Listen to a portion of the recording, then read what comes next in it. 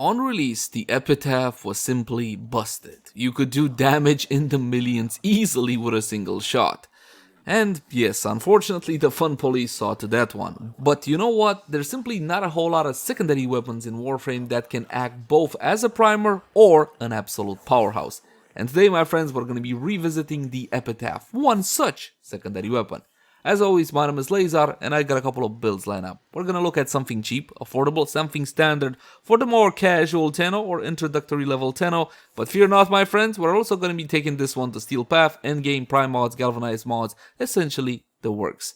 That said though, please bear in mind that my builds and guides usually take a more new player friendly tone. So in case you're a veteran and you already know most of this stuff, you can either skip ahead or have a bit of patience. And with that out of the way, let's jump into the Epitaph.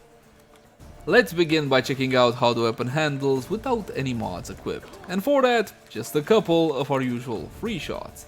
The Epitaph can be fired in two fire modes. Quick shot, and in quick shot you're going to be launching a projectile based attack. Now the projectile does have a slight drop off, you see that? A little bit of a drop off there. Upon contact it will be detonating in a pretty huge area, check that out.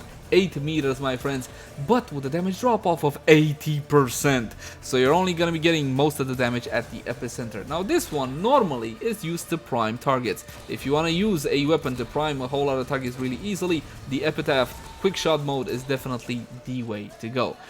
Now alternatively, you can fully charge the shot as so, and you can jump around and you can keep it charged in until you're ready to release, just like the Lanka, and then go for a headshot because it will deal a whole lot more damage, a lot more critical chance, a lot more critical damage. And if you're going to be using it with Sephiroth, since this is Sephiroth's weapon and or whatnot, trademark weapon, signature weapon, whatever you want to call it, you're going to be dealing 20% additional headshot damage, so do bear that one in mind. One last thing, the quick shot guaranteed frost proc, that's why you see it on all those targets. Guaranteed frost proc, fully charged shot, guaranteed impact proc, and now the plot thickens. And I do believe, my friends, that's pretty much it. It doesn't really have a whole lot of ammo issues, even though I'm almost out of ammo, because you're going to be charging your shots a whole lot. I know, English OP, yeah, definitely. Now, my friends, let's see exactly what we're dealing with. Mod capacity is going to be 60 out of 60, and if your comes with a measly 30 out of 30 jump into actions, plug in the Arcing Catalyst, double that mod capacity. Is it worth it on the Epitaph? Well, yeah.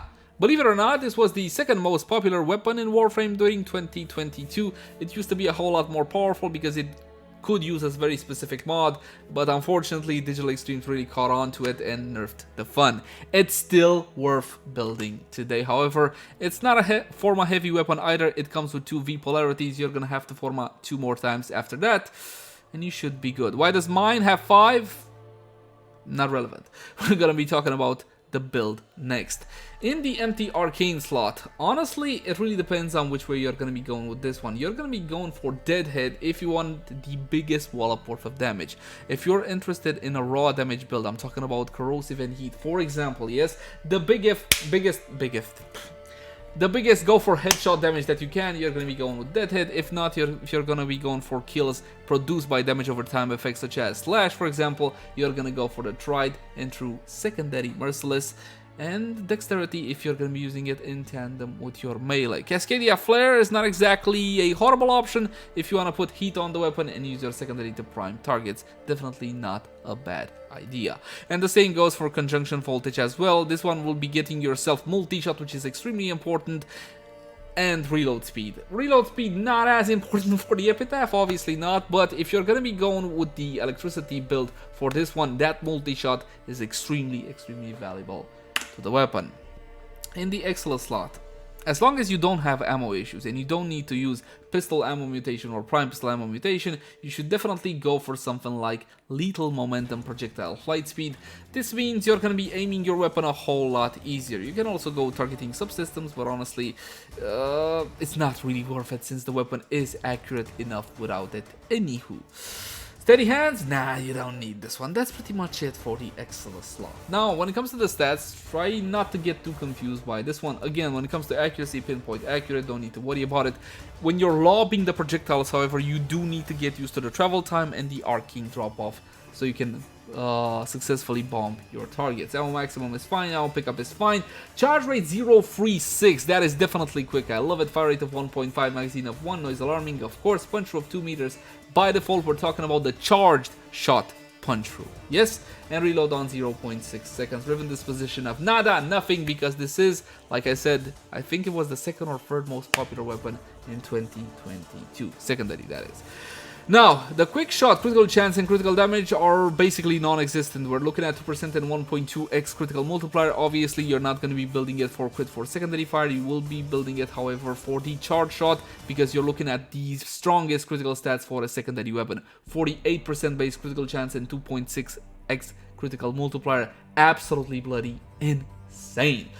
As for the radial attack, as you saw there, 8 meters Warframe range, fantastic, yes, no critical chance, no critical multiplier, the fall of 80%, it's très terrible, my friends, and ignore the blast damage. What is important here, guaranteed frost proc, and yes, you'll get some crowd control out of it because of the blast damage as well. When it comes to the charge shot damage, the most of it is gonna be slash. It's proc priority number 1, but because of the fire rate of the weapon, yes, and because, wait, what was the fire rate? Yes, it was super low. Because of the fire rate of the weapon, and because of the fact that it has a guaranteed impact proc when it comes to charge shots, obviously we're gonna be using it with hemorrhage. And I do believe, my friends, that's pretty much it. Let's check out a standard build, shall we? Damage, Hornet Strike, multi-shot with Battle Diffusion as well as Lethal Torrent. We got critical chance and critical damage for this, so crimping of the bullseye as well as Target Cracker. Yes, Target Cracker sucks. Okay, it's as simple as that. Target Cracker always sucked because you only get 60% critical damage. You can go with Sharpened Bullets, 75%, which is, yes, bigger than 60, but it's on kill while aiming for 9 seconds. You kind of complicate your life a little bit, but as long as you are comfortable with the activation of this one, definitely go with Sharpened Bullets over Target Cracker. We got Hemorrhage on the build because, again, we can leverage this one to its full potential since our fire rate is below 2.5. Is it not? Is it not? Yes, it is. It's on 2.1 right now, fire rate, so you're doing good on that one. Still below 2.5, even with Lethal Torrent equipped. And Lethal Torrent is here mostly for the multi-shot, but you can swap it out for something else if you so desire. 260-60 vital mods because slash in vital and lethal momentum in the Excel slot, and this will be our standard build. We're gonna be spawning in Exo Gogstat and Corrupted Heavy Goon level 120. This is the standard benchmark, and of course we're gonna be starting on the Corrupted Heavy Goon. These are the heavy targets you will meet most often, and these are still the benchmark. So what you can do is go for complete and utter destruction with headshots like so. Fully charge on the weapon. If you get a slash, it's fantastic. If you don't get a slash, it's less fantastic. Or what you can also do is prep your targets using the secondary fire. Kind of like prep for condition overload, if you will. You saw that one? That was like 288,000 slash on that there. Pape. So this is how the weapon functions. Is it good enough? Well, definitely. Take a look at that. You're going to be getting yourself plenty of one-shots, and again, if you take the time to actually prep your targets, it's going to be even better still. We're looking at 320,000 slash on this guy, or, well, girl, my bad, right there. Take a look. 120,000, 146,000, 48,000, no vital procs there. 2 slashes, no vital procs, 48,000, no vital whatsoever, and it's still bloody dies. Look at that, 63,000, and of course if you prep your targets, you're gonna be getting yourself more damage. 180,000, and so on and so forth. You get the point, yes, my friends? So honestly, it's a standard build with nothing special on it whatsoever, and it completely annihilates whatever stands before you. 180,000 slash with just normal average everyday mods, not a single goddamn galvanized or prime mod to be even seen. How's that not good? Definitely love this one. Now, if you got all the resources at your disposal, you're looking at a build like this one. Of course, you're going to be using Galvanized Diffusion instead of the normal version. And what? Hornet Strike, not Galvanized Shot? Well, here's the thing. If you're going for a one-shot approach, then you need to have a bit more flat damage, yes? Don't get me wrong, Galvanized Shot will offer you more damage if you prep your targets first. So if you're the kind of player that preps your targets first and then kills them with the charge shot, definitely go for Galvanized Shot. If not, you're going for flat damage with something like Hornet Strike. Or if not, even better yet, in terms of damage, that is, you can use something like an Expel mod or a Faction mod. So we're going to be using Prime Expel Corrupted since we're going to be shooting Corrupted. Even though the exogogs that do not count as corrupted, those count as Grenier, if I remember correctly. Critical chance, critical damage, prime versions. Should I use Prime Pistol Gambit over, what was it, Creeping Bullseye? And the short answer is no. You should definitely be going for this one. Hemorrhage as before, and of course we're going to be using Pistol, Pestilence, and the Frostbite to make viral on the weapon, just like on the standard build. Did I explain the arcane? I forgot about the arcane, didn't I? Let me see.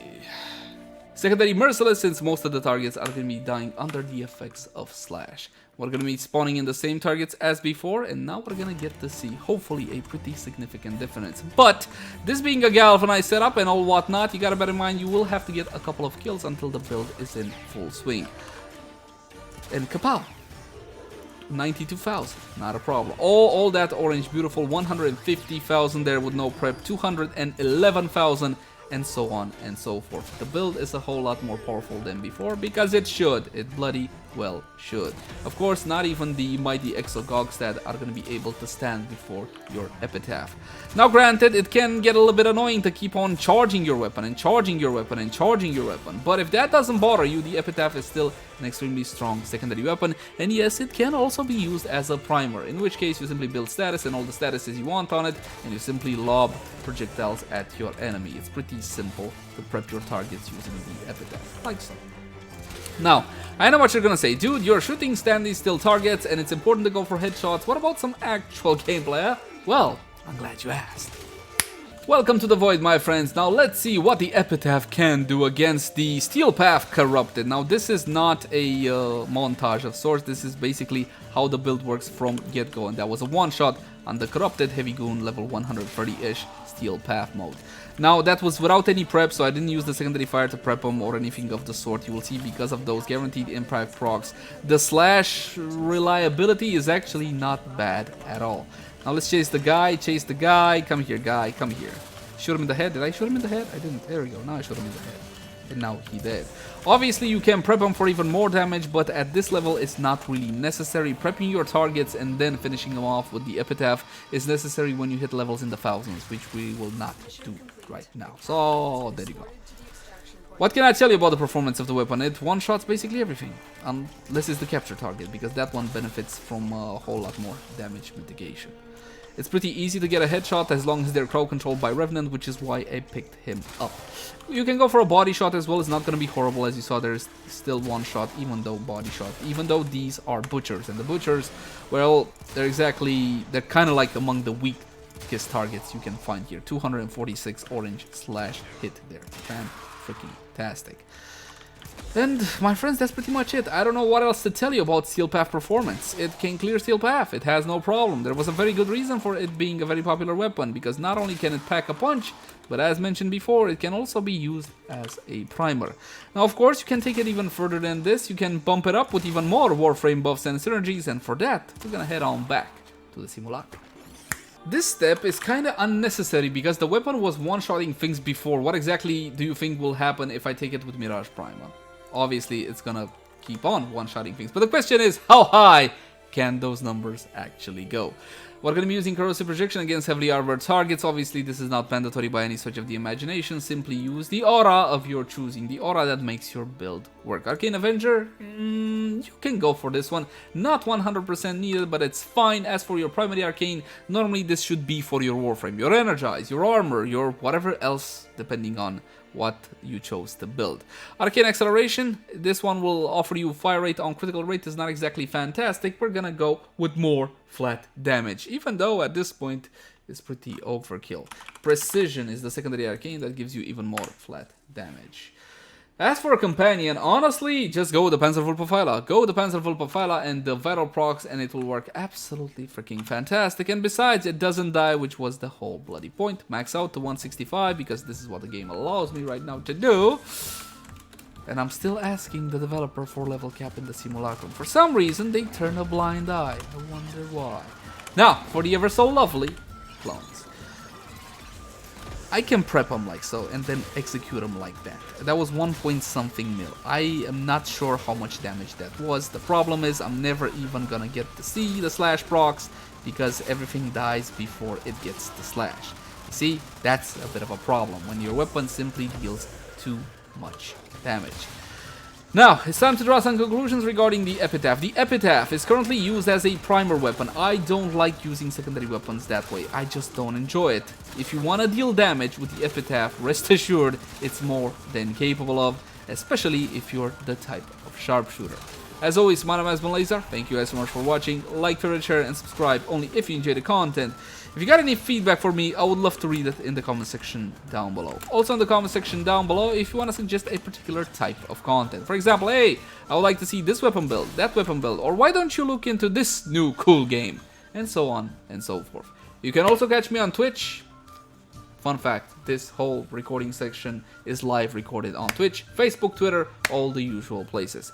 And if you wish to support the content, consider supporting us via Patreon. There'll be a link in the upper right portion of the screen right about now. I'll catch you guys in the next one. Bye-bye.